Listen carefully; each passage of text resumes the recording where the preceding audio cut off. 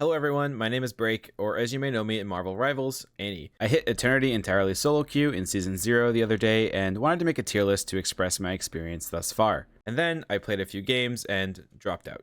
Anyway, I'm back in Eternity again, so where were we? Steam says I have about 143 hours since release, most of which has been spent in Grandmaster.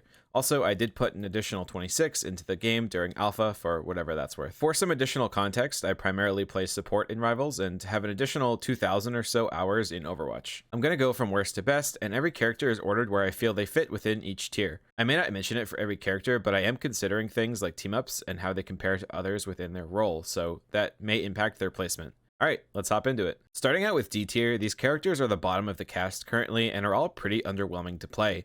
You may see an occasional carry, but odds are if that person swapped to a better character, they could dominate a lobby even harder. To start things off, the current worst character in Rivals, in my opinion, is Scarlet Witch. She may be better at lower levels where people can't aim, but once you start getting into higher ranks, her horribly low DPS and extremely telegraphed ultimate make her just bad, especially compared to other duelists you could be playing instead. That said, her team up is promising, and I could certainly see her maybe not being a throw pick in a season where Magneto ends up being good. I don't really have a lot to say about her, she's really just that disappointing. I want her to be good, but with such a low skill ceiling, it's hard to make any plays with her, and she's in a really strange spot where she's sort of a flanker, but she's lacking any real burst or sustainability in a fight. Next off is Black Widow, and I think there's not really a lot to say about her either. Just play Hawkeye or Hela if you really want to be the flashy sniper on your team. Her damage is a joke at solo kills, so she's a weird supportive sniper. Her headshot doesn't kill anyone, and the time it takes to shoot again, your target is just gone.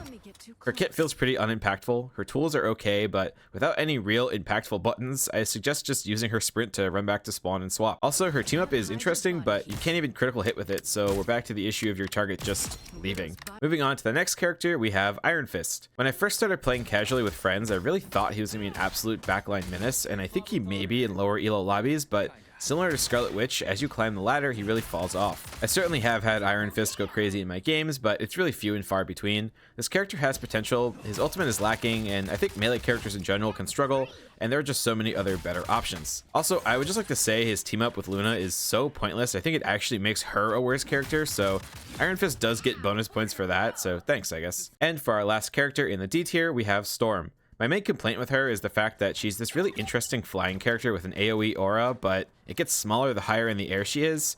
It's really unfortunate because this is her main gimmick and it just feels so clunky. And even if you do play on the ground, Storm gives a pretty disappointing 8% boost to your team, either damage or speed. If you amp it with her E, it increases to 20% for her speed boost and 12% for her damage boost. This is fine, I guess.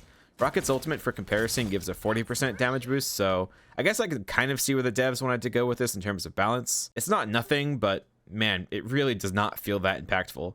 Also, her team up is actually just useless. Like, what is this? That said, her ultimate is definitely better than the others in this tier. There's a good chance you can force a support ultimate out or get an easy pick. Also, it's a lot of fun just to destroy map terrain. Overall, I think this is a character with the most potential here and otherwise a pile of garbage. On to C tier, these characters are fairly easy to counter and may find themselves struggling to get value more often than not. To start out, we have Squirrel Girl. I like the concept that one of her abilities acts as a second charge to an ability of her choice and also reloads her weapon. That said, she's got a Junkrat style projectile where it's really hard to get consistent value, even more if you're trying to aim at like flying enemies or someone on high ground. She does have her use as a defensive character, but outside that, she's just extremely inconsistent. She does decent damage, but Squirrel Girl's ultimate is really hard to get value with, and she's just so niche that unless you're getting rolled by the enemy in the first place, she's unlikely to really do much. If you want a strong defensive character, just pick the Punisher or something else instead. Next up, the first strategist on the list is Jeff. Jeff has solid healing, but compare him to any other option in the cast right now. He lacks a strong defensive ultimate or ability like Luna, Mantis, Cloak, or even Loki. He doesn't have utility either like Adam or Rocket. He's just Jeff. Yes, you may see your occasional Jeff team kill with his ultimate, but man, the amount of fights I've watched a Jeff throw because they want that clip in ranked is just kind of hilarious. Now, our first Vanguard on this list is Captain America. I think in highly coordinated play, this character has a lot more potential, but since we're talking solo queue, although he can make a lot of space case, it's unfortunate more often than not. You end up like hoping your teammates can take advantage of it and not really being able to do much yourself. This is a character I think will get better as people understand how to play around him as their tank, especially with his ultimate being this incredible engagement tool. Captain America does struggle a lot into specific characters, being primarily melee himself, like Peni or Flyers. Speaking of Peni, she's the next on our list here and the last of our C tiers. Another character that can be very oppressive at lower ranks. Once your team realizes they have to shoot her nest, she becomes significantly easier to deal with. She's a decent defensive option, especially on specific points like Tokyo 2099 first, but loses value outside of these situations. She's got strong anti-dive though, and can be very helpful to peel off melee divers. I am thankful whenever I get a Peni to help on control points if I'm getting hard dove by like a Magik or a Panther, so thank you Peni players for peeling for your backline. Her ultimate is fine, but can leave her with a big target on her back if you aren't quickly finding value with it. And now we'll be moving on to B tier. These characters may be lacking something in their kit to push them higher, or end up just requiring a lot from the player for not much in return. Admittedly, there are a few characters I wish I had more to say about in this tier, primarily the duelist, but I'm lacking the experience to confidently do so, so I'll speak more generally about them. To start off this tier, we have Iron Man. I will say that Iron Man lives and dies by bans and team-ups. With a Hulk, he can be borderline oppressive, following up on space created and beaming down targets. Without Hulk, he's far less intimidating. It's interesting because if Hela and Hawkeye get banned, then Iron Man is open as a pick due to removed hit scan options. However, when Hulk is banned, you're not going to see him getting any value. It's this dynamic that is partially why I love bans. Iron Man on his own is not a threat. He's alright, with a strong ultimate and decent poke, but he is the ultimate creation of the current ban system and meta. Our second B tier is Thor. Thor is, I don't know, I like him. It's fun to shove tanks around with his shift and clean up kills with his F, but his ultimate is terrible, and his kit can feel very clunky at times. I think they need to lower the cooldown between abilities, and he'll be a lot smoother and more interesting. I really want to find value with him, but on open maps like Yggdrasil Path, he ends up feeling out of position more often than not. Overall, you end up putting in a lot of work for not a lot of value when compared to other options. On the topic of a lot of work for little value, we have Spider-Man. Spider-Man players are out here learning all sorts of rollouts and rotations just to be unable to engage on targets unless they're on their own. Any amount of peel completely nullifies the value of Spider-Man. His mobility is insane, his ultimate is great, and his ability to get in and out cleanly is certainly unmatched. However, I think the knowledge and skill required to play him is exhausting compared to some other options. Next, another dive character, Venom. In a coordinated dive with characters like Spider-Man, Venom is great, but oftentimes I see Venoms engage, get burnt, and have to shield and run. He can struggle to hold space when compared to other vanguards and really needs support from his team to cleanly execute a dive. Venom can be a threat in the right team and is a great offensive option, but with a mediocre ultimate, he feels like Wrecking Ball from Overwatch. While yes, at higher rank, players are better at taking space with him, they're also better at peeling for their teammates. Overall, if you like dive characters but want a tank, he's good, but not great. And now we have Magik. Magik is an interesting character because she has sustain, she has engage, and she has pop-off potential. However, she's held back by a lack of real movement and range. She's similar to Thor in how she struggles. I'm not a big Magik player, but I feel like she can dominate on smaller, more enclosed maps, but really struggles on more open ones. That said, her team-up is really good at enabling other divers, so I definitely see her value in providing Black Panther and Psylocke with more survivability. Next is a character I can certainly talk a lot about, and currently my most played, Rocket Raccoon. I love Rocket for his ability to provide healing from far away, something no other support can consistently do. He can heal around corners with ease, provides a res if a teammate gets picked off, has an insane team-up ability with infinite ammo, and can escape almost any pressure with his incredible movement and tiny hitbox. Where Rocket struggles is that he's not one of the other supports. It's a similar issue that Jeff faces in that the best supports right now are just so good, and that mainly comes down to his ultimate. The additional damage can be handy, but it's not outright a fight winner, and having only one big defensive support ultimate instead of two can really be the difference sometimes. This, combined with his relative lack of burst healing, tends to end up with him on the losing side of ultimate heavy engagements.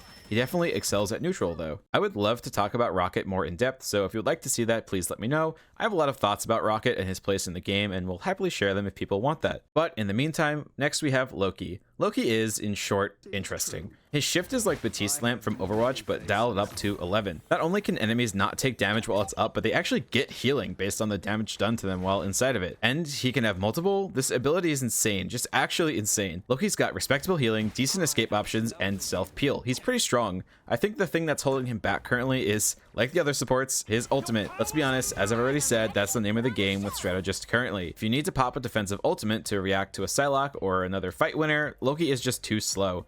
You have to find another strategist, copy them, then press your ultimate, and by then it's likely just too late. Are you using him to copy a duelist to engage on a fight of your own? Then you usually end up getting stuck as that duelist and watch your team die without your healing. His ultimate is just stressful, and it feels like there's hardly ever a right time to use it. You always feel either too late or like you picked the wrong option. If Loki could choose when to end the copy or just get to steal only the ultimate ability, man, this character would be busted. Oh, and his team up is a nice cherry on top, getting a free resurrect when Hela gets a final blow. Moving on, we have one of the big ban targets of this season, Hawkeye. That said, I actually think this season has come to a point where there are bigger ban targets, at least at GM and above. Although he's like Hanzo on crack, he's very easy to dive and is asking a lot from the Hawkeye player. You need to consistently get kills while likely being actively hunted all game. It's a lot, and with a disappointing escape option and an ultimate that can often be kited, Hawkeye can pop off and carry games, but recently I'm seeing him not even picked in lobbies where he isn't banned. He is unmatched in a raw DPS race, and yes, he can two-shot a tank, but there are easier characters with more flexibility that put less pressure on a player. Now for our last B tier, we have Winter Soldier. Say the line. Winter Soldier. Again! Bucky is great. He's Roadhog, but a DPS. Both his ultimate and his hook can immediately just win fights. He can displace tanks in multiple ways, and he can pump out insane damage with his team up. That said, he's lacking any real defensive tools, so he relies a lot on his team peeling for him when pressured. Honestly though, this character is just a solid pick in a lot of situations, but it does come down a lot to aim and how well your team plays around you. Now we'll move on to A tier. Characters in this tier are all typically solid options, but may struggle to fit into certain team comps or have weaknesses that later picks don't have to worry about. That said, we're starting to get into some real nonsense. Starting off A tier is a character I think a lot of people, myself included, initially severely underrated, Namor. Not only is Namor great at staving off flankers, he can also get opening picks, burst down targets with his Monstro, and has a pretty good team up with Luna. Namor is really flexible for a sniper, even having an ability that can allow him crucial time for his teammates to help peel for him if he's dove. I think that he is definitely stronger with a Luna on his team, and similar to Hawkeye, where if you're bad at aiming, your value with him is significantly reduced. That said, it is really easy to get passive value with your Monstro spawn if they're left untouched. With the third charge provided by Luna, the extra uptime and utility you get is really felt. Go play him with and without a Luna and see the difference. It's night and day. However, your team realistically should just always have a Luna if she's not banned. Seriously. So in the same vein, Namor should always get his team up. Yippee. Speaking of always having value, we have our next A tier, Wolverine. Wolverine is another character that was initially underrated, but I think people are starting to see his use. He does percent-based damage, so he's a tank shredder. He can also grab Vanguard and throw them out of position, typically landing them far away from their teammates. Wolverine excels as long as there are 2 or more enemy Vanguard. His passive allows him to play extremely aggressively, giving him a shield when he takes lethal damage. I still don't really understand how his ultimate works, but I feel like Wolverine players always get crazy value with it, so it's good, right? Maybe it's ignorant of me to say. Anyway, as long as the enemy team has multiple Vanguard, Wolverine is great. Like how Iron Man is a child of bans and team-ups, Wolverine is a perfect example of why this game should not have Warlock. Our next A tier is Moon Knight. Man, this character is so frustrating.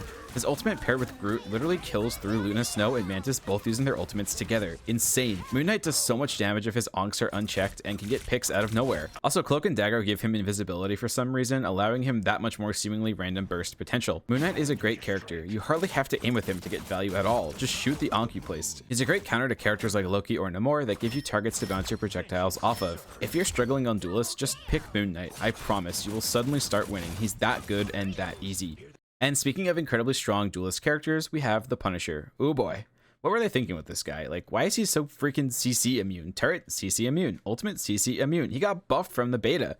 Oh, and Rocket also gives him infinite ammo in case you needed to shoot more bullets. Punisher is a wall of bullets, and he can also provide incredible peel for his backline with his shotgun. He has movement tech with his zipline, and even disruption with his smoke grenade. The Punisher is strong, and that's pretty much it. The real downside to him is that despite his CC immunity, he actually feels pretty fair a lot of the time. He can be taken down or kited by teams that are aware of his positioning, so while he can stomp lobbies, if a team coordinates against him, he can lose a lot of that wall of bullets value. So it only makes sense then that our next character is the king of sustain, Magneto. Magneto is a character that just does not die. He is durable. He can plant himself on an objective and hold. His bubble can allow teammates to engage, or he can protect his backline. He can push enemies away, his shield is incredible, and his ultimate acts both defensively and offensively.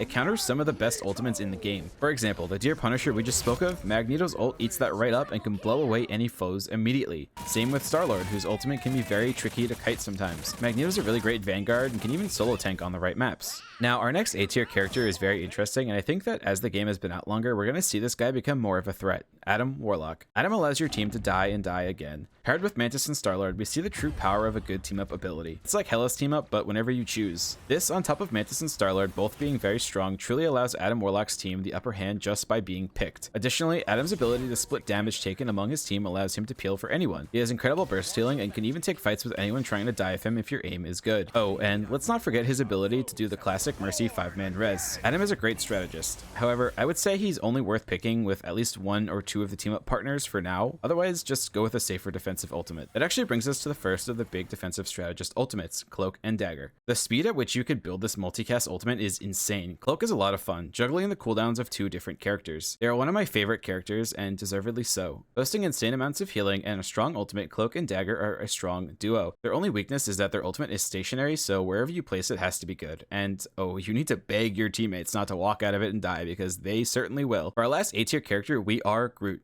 We have Groot. I think some people find him a bit boring, but come on, he's got Fortnite walls. Everyone loves Fortnite, right? But seriously, Groot has great utility. He can wall off chokes, punish greedy positioning, and even do surprisingly decent damage. His ultimate also functions like Zarya's grab from Overwatch, enabling other ultimates like Moon Knight or Namor. Groot is an excellent pick and pretty easy to understand for new players. If you're looking for a Vanguard to learn, Groot is a great place to start. Now it's time for our S tier. These would be the best of the best in Marvel Rivals, if not for the fact that certain characters are, built different, for a lack of better words, but we'll get to those later. For now, these characters are the best at what they do, with strong cooldowns and fight-winning ultimates. Star-Lord has one of the best team-ups in the game, being able to revive himself for a few seconds after death every few minutes. This free revive allows you to be more greedy, which fits his kit very well. Being able to quick reload with your right click also allows Star-Lord to output insane DPS. He can melt tanks or pick off almost anyone in the roster. He has great mobility and can clean up even hard to hit targets with his AoE. To top all this off, Star-Lord's ultimate is incredibly strong. I'm more surprised when this doesn't win a fight or at least get a few picks. If you're looking for a character that can pop off and carry games, look no further. This character can contest high ground, sneak around behind teams, and really do anything you need him to. The only thing he's really lacking is sustain, which his team-up can make up for. Our next S tier character is Black Panther. Where Star-Lord lacks in sustain, Black Panther shines. I feel like there have been times I've been under attack from a Panther for the entirety of a fight, begging my team to turn around and help. This guy is so hard to hit, you have to constantly flick your mouse around to try and track him. Once he's in, it's like an angry hornet just buzzing around you. I don't play much Panther, but man, he is a menace. On tight maps, even more. He can get in and out, and unless your backline is being babysat, you're gonna have a bad time. This character forces the enemy team to react to his presence and is just so persistent until they do. And that brings us to our second to last remaining duelist, Psylocke. To start off, let's talk about her ultimate. If the enemy team doesn't have a defensive ultimate to counter, you win the fight. It's so good, and you can follow targets around that are trying to escape. It is possible to group up and heal through it, but everyone just kind of panics and tries to run away, leading to at least one person getting picked off. Psylocke is a menace on the backline and probably the character I see most often carrying games. If your team cannot play around this character, it's just over. Psylocke runs lobbies, she can get in, get a pick, and disappear, literally. She is very hard to hunt down once she makes her escape, and will come back again and again and get the next target if you're not watching. The difference between a good and bad backline is how they can respond to threats like Psylocke and Black Panther. It's really that simple. And so, what better way to respond to a backline threat than with the second best defensive ultimate in the game, with Mantis. Mantis can provide a soft heal over time, or stack them to burst heal, as well as a damage buff to both herself and her allies. What makes Mantis a lot of fun is juggling all these buffs on your allies and the fact that you can get more charge by landing critical hits on the enemy. Add on an AoE sleep and she becomes a real menace. Mantis sleep can literally win you games. She can cancel so many ultimates with it, and it's honestly not even that hard to do. Add on the fact that she has one of the best ultimates in the game herself and one of the best team-ups, and you get an incredibly strong backline character. Speaking of team-ups though, we can't not mention arguably the best team-up in the game right now with Bruce Banners. This team-up, combined with the constant frontline disruption Hulk brings, creates a wall of pressure. Bruce is one of my first pick bans almost always. I hate playing against this team-up. It also buffs Doctor Strange, who, if you're paying attention, we haven't placed yet, so yeah, he also doesn't really need the buff. The Hulk can stick to a target and will just beat them down relentlessly. He can shield himself and his allies, he can time out targets, and his ultimate refills his health bar and amps up his already pretty good kit. Playing against the Hulk feels like you're playing a totally different game. He just cranks the tempo on a match and makes it that much harder to not only keep your team alive, but yourself as well. Hulk games are just the worst. And so, that brings us to our last Vanguard, Doctor Strange. Portal is insane. It allows you to do so many random gimmicky things. It even lets you go past chokes if you want to and go right to a point. I do think it's a nice concept. It prevents any really oppressive holds at a choke, but I think generally the map design in this game is strong enough so far that typically you don't see that really that much anyway, but regardless. Strange is not just a gimmick on a stick though. The rest of his kit is strong as well. His ultimate wins fights, he can hold and take space, and having a shield he can dance with makes him a true powerhouse of a vanguard. And that brings us to almost the end. We have 2 characters remaining, and honestly, I think they're both pretty expected. These characters are a step above the others, and they're so strong they feel like must-picks in every lobby if they are not banned. So, without further ado, let's finish this off. Our second best character is going to be Hela. This may feel wrong to some of you, but let me explain. Yes, Hela dominates. We've all experienced it. We all have the trauma, but you get to a point where you internalize that trauma, you see your teammate hover over Hela, and you go, you know what? I trust this guy. And yeah, sometimes you get diffed, but when there are other characters like Hulk or Luna, sometimes you need to prioritize. Hela has stupid DPS and range. She is problematic, there's no denying it. She has range, damage, burst, escape tools, a stun, a revive with her ultimate, a pretty decent team up. There's no part of this character's kit that isn't good. I'm really hoping we see nerfs for this character going into Season 1, because otherwise she's just going to continue to be a character that can own lobbies. And now, moving on to our final character, you can already see who it is. It's Dear Luna Snow, the character that was initially created for Marvel Future Fight and has been brought to Marvel Rivals as well. Would you believe me if I told you that she's overpowered in Future Fight as well? She's an OC, so it's not really surprising, but man, this character is such a pain. I do not want her in my lobbies. I don't want to play her. I don't want to play against her. I don't want to have her on my team. Let me ask you a question. Do you know how long Zenyatta's Transcendence is? It's 6 seconds. You want to know how long Luna's ultimate is? 12. Twice as long as Zenyatta's ultimate, and it effectively acts the same, only you can bind the toggle to your scroll wheel, scroll during the ultimate, and get the damage buff as well. She also has hard CC like Mantis does. Her shift is an AoE heal. She can passively heal a target with her snowflake. This character in my mind is just far and away the best of all of them. At least Hela requires aim to carry. Luna just kind of exists in a lobby and can win. Anyway, if you liked this video, please consider leaving a like or a comment. I would really appreciate it. My New Year's resolution is to make more videos in 2025, so your support would help a lot with kickstarting that. I'm looking forward to making more Marvel Rivals content, so I hope to see you all next time.